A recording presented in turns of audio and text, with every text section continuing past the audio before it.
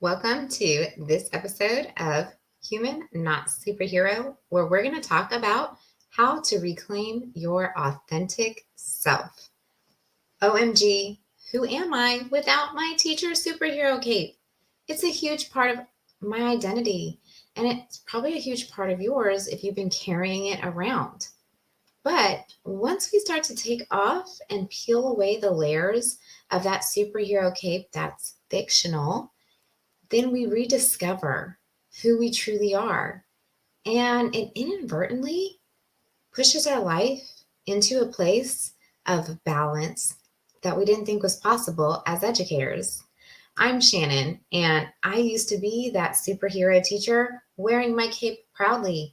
I remember more than once being the last car to leave the parking lot at school, prepping on the weekends, grading, doing lesson plans on my off hours, and letting Netflix watch me a whole lot more than I was watching it because I was so exhausted that I would just crash. But now I'm living my best life. I still teach and I clock out every day and I enjoy all the other things that make me uniquely me. And you can do the same. So let's jump right in. Redefining a part of your identity. That's the first place that we start, really, when we remove our superhero cape. The superhero teacher persona is something that we take on and that we really embody, unfortunately, because we believe that's what makes us good educators, that's what makes us effective educators, that's what makes us caring educators. And if you have a teacher heart, you know that you care so much. And we've been told, well, this is what you have to do if you really care, and been fed myths about what it takes to prove to the world what your heart really feels. It's kind of like undercover police officers. You hear stories about how they go deep undercover and then they have a really hard time reacclimating back to normal life when they come out of that. It's the same thing because they were playing a fictional character to do their job. And if you're wearing that superhero cape loud and proud because that's what it takes to be the best educator, taking it off and reacclimating to who you really are, your authentic true self, that can be hard and it can be scary. We've been told that to be human is not a good educator. You can't be human and be effective. You have to be superhuman. And we hear it, and then we embody it, and then it becomes ingrained in us. And then we think, okay, well, if that's what it means, then I'm going to do it for my kids. Because here's the reality, guys. Nobody can be a teacher. Nobody off the street can just walk in and be a teacher. It takes somebody who's truly gifted to be an educator. And that comes with big heart and big emotion and a whole lot of love. And when you have that kind of heart, because it's really like a servant heart, people know that's easy to take advantage of. They know that they can tell you you don't care if you don't fill in the blank. And because you do care so much, you do it. People gaslight you. They feed you myths.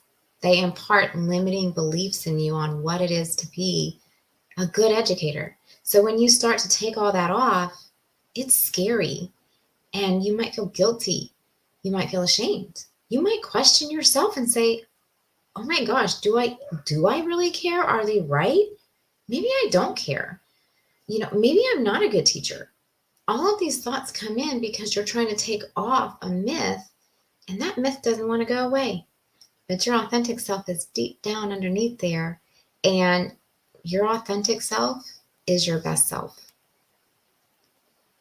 Altering your fictional identity back to the human one is scary. I remember that process.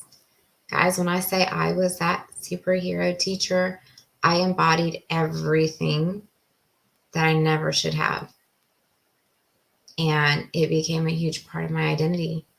And it took away a huge part of the rest of me because I felt like to be a good teacher, all I could be was a teacher. I felt like to do what needed to be done, I had to sacrifice everything else. And then, of course, burnout and overwhelm came into my life. And then I was like, can I even do this? This is so hard. And I had to pause and think, do I want to give up education? And the answer was a resounding no. But I knew I couldn't continue to go on the way I was. And that's why you're here today, right? You know you can't continue to go on, but you don't want to leave education. You love it. It's what you want to do. Small can feel huge, but we have to start small because it does feel so huge. You have to start somewhere, anywhere, whatever works for you. And I would talk to my best friend about this. And I was like, I'm going to do better. I'm not going to work from the time I wake up to the time I go to bed, and every Saturday and every Sunday. Like, that's how bad it got. But when it's on that kind of level, you got to kind of figure out how you're going to do this. And a lot went into my road to freedom and being liberated to be a teacher and everything else. But I started small with something that I thought I could handle, but it felt really big at the time. And what it was is I grabbed my phone. I went to the Outlook email app, which is on the phone, and I decided that I was going to take it off. I was going to uninstall it. And no longer was I going to have constant notifications coming from work, because if you're a teacher, you know there's always an email. And because I was a superhero teacher and nothing can wait, right? Everything's so important. Everything has to be right now. That's what they tell us in education. We don't have time to waste. Oh, we can't drop the ball. So every email notification I was looking, is it a parent? Is there something I need to get together tomorrow that I wasn't told about? Because let's just be real. How many of you have gotten an email that said, hey, we got word from somebody somewhere else in the district, and we need these forms filled out by tomorrow morning because they want them tomorrow. But it's 7:00 at night when the email was sent, or something along those lines. Those emails that come in that say, sorry guys, we need y'all to do this right now. I mean, I know it's Friday at 5:00, but by Monday morning, we need this to happen. And because the email's on your phone and you see it, you do it, and then you get into the habit of it and you feel like you have to. Or a parent emails and something's going on and you feel like, I can't let my student or the parent down, and I love this family so much and I want to be there for them. But then you're not there for your own family. And then you feel stuck. So what was that thing? That thing for me was disconnecting from being a 24/7 educator to my email. I still worked on the evenings and weekends. I'm not going to sit here and tell you that I just magically started clocking out at the end of the day. No, that's not reality. But the reality is I started with taking the email app off my phone. And it was a small thing. Y'all might be like, that's so small. That's easy. Okay. But to me, it was huge. I felt guilty. I felt like, oh my gosh, what if I miss something? Oh my gosh, I'm letting parents down. Does that mean I don't care that I'm not there and that I'm not available? Shouldn't an educator be available? I mean, if you love your students and you love your job, shouldn't you be available? Because that's the lie that kept being repeated and is repeated to educators, that if you're not always on, you don't care. So I had to start small. And it felt really huge, but it was the tipping point to so much more. So starting small can feel huge when you're taking away that fictional character, when you're diving into becoming and reclaiming your authentic self. And you need to figure out, what's that small thing? That was the only thing I could think to do, was to take the email app off at that time.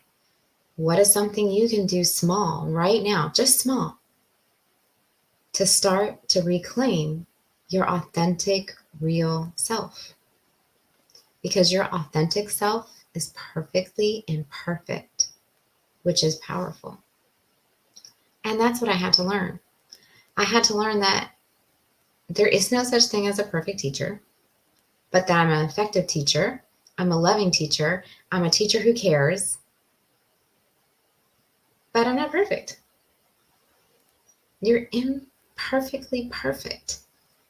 And you can start down a road to claiming your balanced life to the tipping point. You can get tools to help you if you're not even sure where to start. All you have to do is go to makewaveseducation.com/balance and download your recipe for a balanced teacher life from burnout to brighter days ahead. Because sometimes we don't know where to start. And sometimes we just need a little bit of help. I needed a little bit of help. And that free recipe can help you too. And then it goes piece by piece. So the email was my starting point. The email was that one little thing, and it was still a really big thing. But then I realized I'm not missing anything.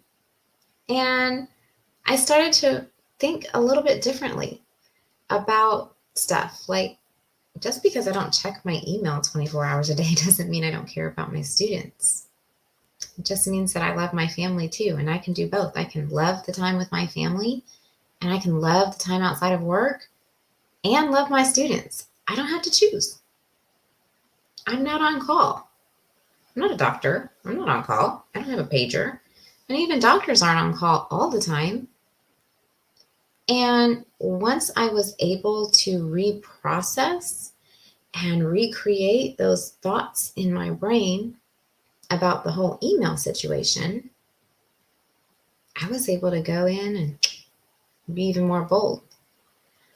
But when you start setting those boundaries, because that really was a boundary, and reclaiming your authentic self, you'll probably get a little bit of backlash. You might feel slightly guilty. You might feel like you don't care or you're ashamed. All of this stuff is going to be going on in your brain, guys, because of how teachers have been conditioned into what it takes to get the job done. But then I started to think about other things like, you know what? Filling out a Google document on the weekend that my students aren't even going to see doesn't mean I don't care about my students. Everybody says, you have to care about the data because that's going to drive your instruction. And if you're not super data driven all the time, then you don't care about your students learning and growing. Until I discovered I could care about that, I can use data driven instruction so I can make sure that I'm meeting my students' needs at work. Me doing it at home doesn't meet my kids' needs because they're not here with me. My students aren't home with me. And I kept telling myself new truths, real truths that I knew in my heart. I know I care about my students, even though I don't have my email on my phone. I care about my students, and I don't have to work after hours. I love my students, and I love my family too. And so I just kept giving myself the reality and the truth. I'm human and I had a bad day, but that doesn't make me a bad teacher. I love my students, but it doesn't mean that I can't love crafting on the weekends instead of making new centers for them. And so I just kept reaffirming things for myself. And you might have to reaffirm different things for yourself depending on what it is in the teaching world that overtakes your life. It could be, I love my students, but I don't have to grade on the weekends to show it.